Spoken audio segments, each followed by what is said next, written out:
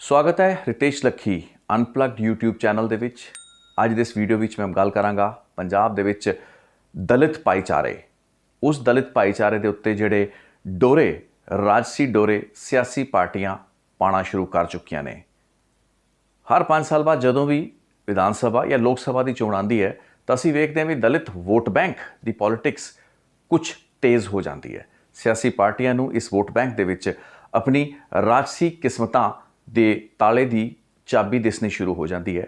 ਕੁਝ ਅਜਿਹਾ ਹੀ ਹਾਲ 2022 ਚੋਣਾਂ ਤੋਂ ਪਹਿਲਾਂ ਇਸ ਵਕਤ ਵੀ ਵੇਖਣ ਨੂੰ ਮਿਲ ਰਿਹਾ ਹੈ ਤੇ ਅਸੀਂ ਵੇਖਿਆ ਵੀ ਕਈ ਰਾਜਨੀਤਿਕ ਪਾਰਟੀਆਂ, ਜਿਸ ਦੇ ਵਿੱਚ ਭਾਰਤੀ ਜਨਤਾ ਪਾਰਟੀ, ਅਕਾਲੀ ਦਲ ਤੇ ਆਮ ਆਦਮੀ ਪਾਰਟੀ ਵਰਗੀ ਪਾਰਟੀਆਂ ਸ਼ਾਮਲ ਰਹੀਆਂ ਨੇ, ਉਹਨਾਂ ਨੇ ਦਲਿਤ ਵੋਟ ਬੈਂਕ ਦੇ ਨਾਲ ਫਲਰਟ ਕਰਨ ਦੀ ਜਿਹੜੀ ਸਿਖਰ ਹੈ ਉਸ ਨੂੰ ਛੂ ਲਿਆ ਹੈ। ਉਹ ਸਿਖਰ ਉਹ ਪ੍ਰਪੋਜ਼ਲ ਹੈ, ਰਾਜਨੀਤਿਕ ਪ੍ਰਪੋਜ਼ਲ ਹੈ, ਜਿਸ ਨੂੰ ਕਿ ਵੱਖ-ਵੱਖ ਸਿਆਸੀ ਪਾਰਟੀਆਂ ਸੂਬੇ ਦੇ ਡਿਪਟੀ ਚੀਫ ਮਿਨਿਸਟਰ ਦੇ ਅਹੁਦੇ ਦੀ ਸ਼ਕਲ ਵਿੱਚ ਇਸ ਵਕਤ ਦਲਿਤ ਭਾਈਚਾਰੇ ਦੇ ਸਾਹਮਣੇ ਰੱਖ ਰਹੀਆਂ ਨੇ। ਇਹ ਸਿਲਸਿਲਾ 2017 ਵਿੱਚ ਸ਼ੁਰੂ ਹੋ ਚੁੱਕਾ ਸੀ। ਉਸ ਵਕਤ ਆਮ ਆਦਮੀ ਪਾਰਟੀ, ਜੋ ਕਿ ਸਰਕਾਰ ਬਣਾਉਂਦੀ ਹੋਈ ਨਜ਼ਰ ਆ ਰਹੀ ਸੀ ਪੰਜਾਬ ਦੇ ਵਿੱਚ, ਆਪਣੇ ਪ੍ਰਚਾਰ ਦੇ ਦੌਰਾਨ ਦਿੱਲੀ ਦੇ ਮੁੱਖ ਮੰਤਰੀ ਕੇਜਰੀਵਾਲ, ਜੋ ਕਿ ਆਮ ਆਦਮੀ ਪਾਰਟੀ ਦੇ ਸਿਰਮੌਰ ਆਗੂ ਨੇ, ਉਹਨਾਂ ਨੇ ਸਭ ਤੋਂ ਪਹਿਲਾਂ ਦਲਿਤ ਭਾਈਚਾਰੇ ਨੂੰ ਇਹ ਪੇਸ਼ਕਸ਼ ਕੀਤੀ ਸੀ, ਜਦੋਂ ਕਿ ਮੈਨੀਫੈਸਟੋ ਦੇ ਵਿੱਚ ਆਪਣੇ ਡਿਪਟੀ ਚੀਫ ਮਿਨਿਸਟਰ ਦੇ ਤੌਰ ਤੇ, ਯਾਨੀ ਕਿ ਆਮ ਆਦਮੀ ਪਾਰਟੀ ਦੀ ਉਹ ਸਰਕਾਰ ਜੋ ਬਣ ਨਾ ਸਕੀ, ਉਸ ਦੇ ਡਿਪਟੀ ਚੀਫ ਮਿਨਿਸਟਰ ਦੇ ਅਹੁਦੇ ਨੂੰ ਉਹਨਾਂ ਨੇ ਦਲਿਤ ਭਾਈਚਾਰੇ ਦੇ ਸਾਹਮਣੇ ਬਤੌਰ ਇੱਕ ਪੇਸ਼ਕਸ਼ ਰੱਖਿਆ ਸੀ। ਉਹ ਇੱਕ ਵੱਖਰੀ ਗੱਲ ਹੈ ਕਿ ਸਰਕਾਰ ਨਹੀਂ ਬਣ ਸਕੀ ਆਮ ਆਦਮੀ ਪਾਰਟੀ ਦੀ, ਲੇਕਿਨ 5 ਸਾਲ ਬੀਤੇ ਜਾਣ ਤੋਂ ਬਾਅਦ ਆਮ ਆਦਮੀ ਪਾਰਟੀ ਦਾ ਉਹੀ ਕਾਰਡ ਹੁਣ ਅਕਾਲੀ ਦਲ ਤੇ ਭਾਰਤੀ ਜਨਤਾ ਪਾਰਟੀ ਦੀ ਲੀਡਰਸ਼ਿਪ ਨੇ ਪੰਜਾਬ ਵਿੱਚ 2022 ਦੀਆਂ ਚੋਣਾਂ ਤੋਂ ਪਹਿਲਾਂ ਖੇਡਣਾ ਸ਼ੁਰੂ ਕਰਤਾ ਹੈ। ਬਾਬਾ ਸਾਹਿਬ ਭੀਮ ਰਾਓ ਅੰਬੇਦਕਰ ਜੀ ਦੇ ਸਮਾਗਮ ਮੌਕੇ ਸੁਖਬੀਰ ਬਾਦਲ ਜਦੋਂ ਜਲੰਧਰ ਜਾਂਦੇ ਨੇ ਤਾਂ ਉਹ ਅਨਾਉਂਸਮੈਂਟ ਕਰਕੇ ਆਉਂਦੇ ਨੇ ਕਿ ਇੱਕ ਦਲਿਤ ਉਮੀਦਵਾਰ ਨੂੰ ਡਿਪਟੀ ਸੀਐਮ ਦਾ ਕੈਂਡੀਡੇਟ ਉਹ ਬਣਾਉਣਗੇ ਤੇ deputy chief minister Akali Dal ਦੀ ਸਰਕਾਰ ਜੇ ਆਉਂਦੀ ਹੈ ਸੂਬੇ 'ਚ ਤਾਂ ਉਸ ਨੂੰ ਬਣਾਇਆ ਜਾਏਗਾ। ਭਾਰਤੀ ਜਨਤਾ ਪਾਰਟੀ ਦੇ ਮਹਾਸਚਿਵ ਤਰੁਣ ਚੁਗ ਵੀ ਲਗਭਗ ਅਜਿਹੀ ਹੀ ਭਾਸ਼ਾ ਬੋਲ ਰਹੇ ਨੇ, ਯਾਨੀ ਕਿ ਇੱਕ ਦਲਿਤ ਡਿਪਟੀ ਚੀਫ ਮਿਨਿਸਟਰ। ਹੁਣ ਸਮਝਣ ਵਾਲੀ ਗੱਲ ਹੈ ਵੀ ਪੰਜਾਬ ਦੇ ਸਿਆਸੀ ਤੇ ਰਾਜਨੀਤਿਕ ਇਤਿਹਾਸ ਵਿੱਚ ਇੱਕ ਦਲਿਤ ਡਿਪਟੀ ਚੀਫ ਮਿਨਿਸਟਰ ਜਾਂ ਚੀਫ ਮਿਨਿਸਟਰ ਅੱਜ ਤੱਕ ਨਹੀਂ ਬਣ ਪਾਇਆ ਹੈ। ਜੇ ਕੋਈ ਮੁਕਾਮ ਕਿਸੇ ਬੈਕਵਰਡ ਕਾਸਟ ਜਾਂ ਬੈਕਵਰਡ ਕਲਾਸਿਸ ਦੇ ਕਿਸੇ ਆਗੂ ਨੇ ਅਜੇ ਤੱਕ ਪੰਜਾਬ ਦੀ ਸਿਆਸਤ ਦੇ ਵਿੱਚ ਸਿਰਮੌਰ ਕੁਰਸੀ ਉੱਤੇ ਬੈਠਣ ਦਾ, ਯਾਨੀ ਕਿ ਮੁੱਖ ਮੰਤਰੀ ਬਣਨ ਦਾ ਹਾਸਲ ਕੀਤਾ ਹੈ, ਤਾਂ ਉਹ ਸਨ ਗਿਆਨੀ ਜ਼ੈਲ ਸਿੰਘ। ਲੇਕਿਨ ਉਹ ਵੀ ਦਲਿਤ ਨਹੀਂ ਸਨ, ਬੈਕਵਰਡ ਕਾਸਟ 'ਚੋਂ ਆਉਂਦੇ ਸਨ, ਬੈਕਵਰਡ ਕਲਾਸਿਸ ਦੀ ਨੁਮਾਇੰਦਗੀ ਕਰਦੇ ਸਨ।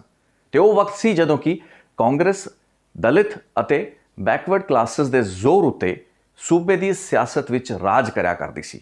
ਲੇਕਿਨ ਸਾਲ ਬਦਲੇ, ਦਹਾਕੇ ਬਦਲੇ, ਅਲਾਇੰਸਿਸ ਦਾ ਯੁੱਗ ਸ਼ੁਰੂ ਹੋਇਆ ਤੇ ਆਹਿਸਤਾ ਆਹਿਸਤਾ ਕਾਂਗਰਸ ਦੇ ਦਲਿਤ ਵੋਟ ਬੈਂਕ ਨੂੰ ਖੋਰਾ ਲੱਗਦਾ ਗਿਆ।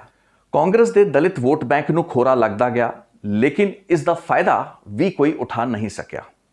ਬਹੁਜਨ ਸਮਾਜ ਪਾਰਟੀ ਦੀ ਥੋੜੀ ਜਿਹੀ ਮੂਵਮੈਂਟ, ਜਿਹੜੀ ਕਿ 80s ਦੇ ਵਿੱਚ 1980 ਦੇ ਦਹਾਕੇ ਸ਼ੁਰੂ ਹੋਈ ਸੀ, ਲੇਕਿਨ 90 ਦਾ ਦਹਾਕਾ ਖਤਮ ਹੁੰਦਿਆਂ ਹੁੰਦਿਆਂ ਉਹ ਮੂਵਮੈਂਟ ਵੀ ਖਤਮ ਹੋ ਗਈ ਤੇ ਦਲਿਤ ਵੋਟ ਬੈਂਕ ਦੀ ਕੰਸੋਲੀਡੇਸ਼ਨ ਕਿਸੇ ਇੱਕ ਪਾਰਟੀ ਦੇ ਹੱਕ ਵਿੱਚ ਭੁਗਤਣ ਦੀ ਉਹ तमाम ਕੋਸ਼ਿਸ਼ਾਂ, ਕਵਾਇਦਾਂ ਖਤਮ ਹੁੰਦੀਆਂ ਚਲੀਆਂ ਗਈਆਂ।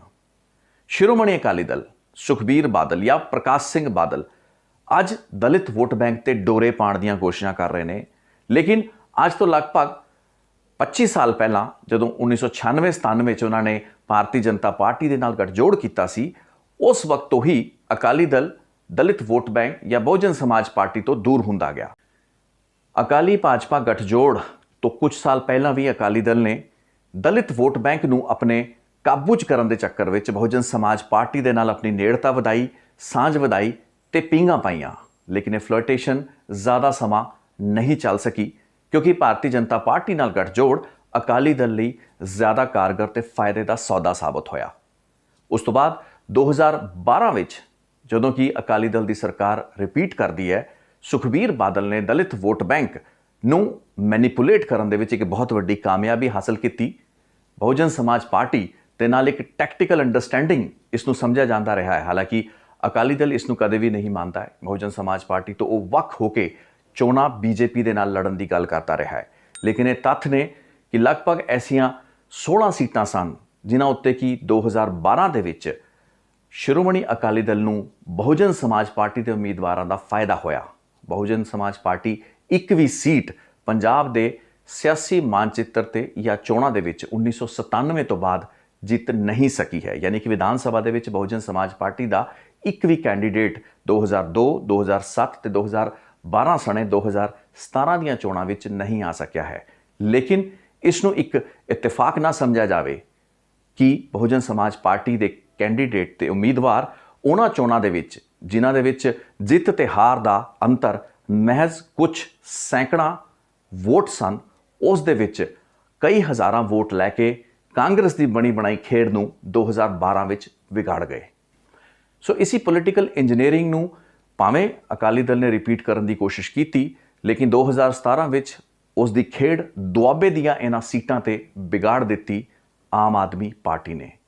ਜੀ ਹਾਂ, ਉਹ ਆਮ ਆਦਮੀ ਪਾਰਟੀ ਜੋ ਕਿ ਬਹੁਜਨ ਸਮਾਜ ਪਾਰਟੀ ਦਾ ਦੁਆਬੇ ਦੀਆਂ ਉਹਨਾਂ ਅਹਿਮ ਲਗਭਗ 1.5 ਦਰਜਨ ਸੀਟਾਂ ਉੱਤੇ ਬੀਐਸਪੀ ਦਾ ਇੱਕ ਬਹੁਤ ਮਹੱਤਵਪੂਰਨ, ਸ਼ਕਤੀਸ਼ਾਲੀ ਤੇ ਪ੍ਰਭਾਵਸ਼ਾਲੀ ਅਲਟਰਨੇਟਿਵ ਸਾਬਿਤ ਹੋਈ। ਸਮਝਣ ਵਾਲੀ ਗੱਲ ਇਹ ਵੀ ਹੈ ਵੀ ਅੱਜ ਰਾਜਸੀ ਪਾਰਟੀਆਂ ਸ਼੍ਰੋਮਣੀ ਅਕਾਲੀ ਦਲ, ਭਾਰਤੀ ਜਨਤਾ ਪਾਰਟੀ ਤੇ ਆਮ ਆਦਮੀ ਪਾਰਟੀ ਉਹ ਕਿਉਂ ਮਹਿਸੂਸ ਕਰਦੀਆਂ ਨੇ ਵੀ ਪੰਜਾਬ ਦੇ ਵਿੱਚ ਦਲਿਤ ਵੋਟ ਬੈਂਕ ਤੇ ਭਾਈਚਾਰਾ ਇੱਕ ਅਹਿਮ ਕੁੰਜੀ ਹੈ, ਇੱਕ ਅਹਿਮ ਚਾਬੀ ਹੈ, ਇੱਕ ਐਸਾ ਤੁਰਬ ਦਾ ਪੱਤਾ ਹੈ ਜੋ ਕਿ ਰਾਜਸੀ ਕਿਸਮਤਾਂ ਪਲਟ ਕੇ ਰੱਖ ਸਕਦਾ ਹੈ।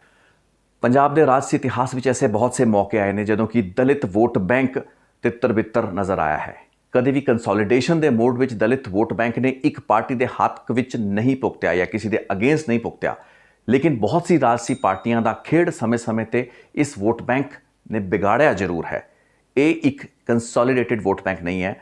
ਸਭ ਤੋਂ ਵੱਡਾ ਉਦਾਹਰਨ 1997 ਦੀ ਚੋਣ ਹੈ ਜਦੋਂ ਕਿ ਬਹੁਜਨ ਸਮਾਜਵਾਦੀ ਪਾਰਟੀ ਸ਼੍ਰੋਮਣੀ ਅਕਾਲੀ ਦਲ ਮਾਨ ਅੰਮ੍ਰਿਤਸਰ ਦੇ ਨਾਲ ਗੱਠਜੋੜ ਕਰਦੀ ਹੈ, ਦੂਸਰੇ ਪਾਸੇ ਭਾਰਤੀ ਜਨਤਾ ਪਾਰਟੀ ਦੇ ਨਾਲ ਅਕਾਲੀ ਦਲ ਦਾ ਗੱਠਜੋੜ ਹੁੰਦਾ ਹੈ ਤੇ ਸਥਿਤੀ ਐਸੀ ਹੁੰਦੀ ਹੈ ਵੀ ਦਲਿਤ ਵੋਟ ਬੈਂਕ ਲਗਭਗ 23%, 27%, 28% ਇਸ ਦੇ ਅਨੁਪਾਤ ਵਿੱਚ ਤਿੰਨੋਂ ਵੱਡੀਆਂ ਸਿਆਸੀ ਧਿਰਾਂ ਯਾਨੀ ਕਿ ਬਹੁਜਨ ਸਮਾਜਵਾਦੀ ਪਾਰਟੀ, ਸ਼੍ਰੋਮਣੀ ਅਕਾਲੀ ਦਲ ਮਾਨ, ਦੂਸਰੇ ਪਾਸੇ ਬੀਜੇਪੀ ਅਕਾਲੀ ਦਲ ਤੇ ਤੀਸਰੇ ਪਾਸੇ ਕਾਂਗਰਸ ਦੇ ਵਿੱਚ ਵੰਡਿਆ ਜਾਂਦਾ ਹੈ।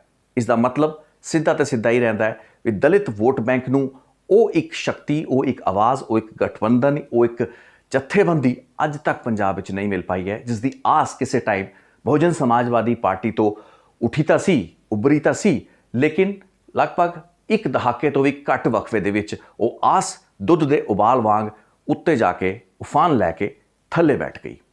ਸੋ ਸਵਾਲ ਇਹ ਪੈਦਾ ਹੁੰਦਾ ਵੀ ਅੱਜ ਰਾਜਸੀ ਪਾਰਟੀਆਂ ਇਸ ਤੁਰੁਬ ਦੇ ਪੱਤੇ ਯਾਨੀ ਕਿ ਦਲਿਤ ਵੋਟ ਬੈਂਕ ਦੇ ਵਿੱਚ ਆਪਣਾ ਭਵਿੱਖ ਕਿਉਂ ਲੱਭ ਰਹੀਆਂ ਨੇ।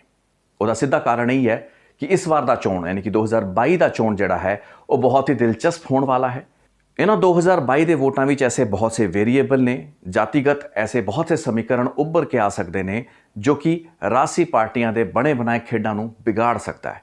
ਸੋ ਅਜਿਹੇ ਹਾਲਾਤ ਵਿੱਚ ਭਾਰਤੀ ਜਨਤਾ ਪਾਰਟੀ ਜਿਸ ਨੇ ਅੱਜ ਤੱਕ ਕਾਸਟ ਦੀ ਪੋਲਿਟਿਕਸ ਪੰਜਾਬ ਦੇ ਵਿੱਚ ਕਰਨ ਦਾ ਜ਼ੋਖਿਮ ਨਹੀਂ ਚੱਕਿਆ ਕਿਉਂਕਿ ਉਹਨਾਂ ਨੂੰ ਰਵਾਇਤੀ ਤੌਰ ਤੇ, ਇਤਿਹਾਸਿਕ ਤੌਰ ਤੇ ਕਦੇ ਵੀ ਪੰਜਾਬ ਵਿੱਚ ਉਹ ਜ਼ਮੀਨ, ਉਹ ਉਪਜਾਊ ਜ਼ਮੀਨ ਨਹੀਂ ਮਿਲੀ ਹੈ ਜਿੱਥੇ ਉਹ ਆਪਣੀ ਕਾਸਟ ਪੋਲਿਟਿਕਸ ਦਾ ਕਾਰਡ ਖੇਡ ਸਕਣ, ਕਿਉਂਕਿ ਇੱਥੇ ਮਨੂਵਾਦ ਤੇ ਬ੍ਰਾਹਮਣਵਾਦ ਦਾ ਉਹ ਵਰਚਸਵ ਕਦੇ ਵੀ ਨਹੀਂ ਰਿਹਾ ਹੈ। ਇਸ ਹਾਲਾਤ ਦੇ ਵਿੱਚ ਅੱਜ ਜਦੋਂ ਕਿ ਸਮੁੱਚੇ ਤੌਰ ਤੇ ਚਾਹੇ ਉਹ ਅਕਾਲੀ ਦਲ ਹੋਵੇ ਜਾਂ ਫਿਰ ਭਾਰਤੀ ਜਨਤਾ ਪਾਰਟੀ, ਦੋਵਾਂ ਦਾ ਗਠਬੰਧਨ ਜੋ ਕਿ ਹੁਣ ਟੁੱਟ ਚੁੱਕਾ ਹੈ, ਦੋਵੇਂ ਪਾਰਟੀਆਂ ਅੱਜ ਫਰੈਗਮੈਂਟਸ ਦੇ ਵਿੱਚ ਇਹ ਚੋਣਾਂ ਲੜ ਰਹੀਆਂ ਨੇ। ਇਹਨਾਂ ਨੂੰ ਆਪਣੀ ਸਿਆਸੀ ਕਿਸਮਤ ਨੂੰ ਚਮਕਾਉਣ ਲਈ ਇੱਕ ਐਸੇ ਸਾਥੀ ਦੀ ਲੋੜ ਹੈ ਤੇ ਉਸ ਦਲਿਤ ਵੋਟ ਬੈਂਕ ਤੇ ਡੋਰੇ ਪਾਉਣਾ ਇਹ ਦੋਨਾਂ ਪਾਰਟੀਆਂ ਦੀ ਬਹੁਤ ਵੱਡੀ ਸਿਆਸੀ ਮਜਬੂਰੀ ਹੈ। ਲੇਕਿਨ ਇਹ ਵੀ ਸਮਝ ਲਿਆ ਜਾਵੇ ਵੀ ਇਕੱਲੀਆਂ ਇਹ ਦੋ ਪਾਰਟੀਆਂ ਹੀ ਨਹੀਂ ਬਲਕਿ ਹੋਰ ਵੀ ਰਾਜਸੀ ਪਾਰਟੀਆਂ ਦਲਿਤ ਵੋਟ ਬੈਂਕ ਦੀ ਤਾਕਤ ਨੂੰ ਜ਼ਰੂਰ ਸਮਝਦੀਆਂ ਨੇ ਤੇ ਕਿਸੇ ਨੇ ਕਿਤੇ ਇਸ ਵੋਟ ਬੈਂਕ ਨੂੰ ਆਪਣੇ ਖਾਤੇ 'ਚ ਭੁਗਤਾਉਣਾ ਕਾਂਗਰਸ ਲਈ ਉਨਾ ਹੀ ਜ਼ਰੂਰੀ ਹੈ ਤੇ ਆਮ ਆਦਮੀ ਪਾਰਟੀ ਜੋ ਕਿ 2017 ਦੇ ਵਿੱਚ ਵੀ ਇਹ ਸਾਰੀਆਂ ਕੋਸ਼ਿਸ਼ਾਂ ਕਰਕੇ ਦੇਖ ਚੁੱਕੀ ਹੈ ਉਸ ਲਈ ਵੀ ਉਨਾ ਜ਼ਰੂਰੀ ਹੈ ਜਿੰਨਾ ਕਿ ਸ਼ਾਇਦ ਹੋਰ ਕਿਸੇ ਵੀ ਪਾਰਟੀ ਲਈ। ਇਹੀ ਕਾਰਨ ਨੇ ਵੀ ਅੱਜ ਦੀ ਤਰੀਕ ਦੇ ਵਿੱਚ ਦੁਆਬਾ ਦੀਆਂ ਲਗਭਗ 1.5 ਦਰਜਨ ਉਹ ਸੀਟਾਂ ਨੇ ਜਿੱਥੇ ਕਿ ਇਸ ਵਕਤ ਦਲਿਤ ਵੋਟ ਬੈਂਕ ਬਹੁਤ ਹੀ ਨਿਰਣਾਇਕ ਭੂਮਿਕਾ ਦੇ ਵਿੱਚ ਹੈ। ਉਹ ਨਿਰਣਾਇਕ ਭੂਮਿਕਾ ਕਿਹੜੀ ਹੈਗੀ ਹੈ?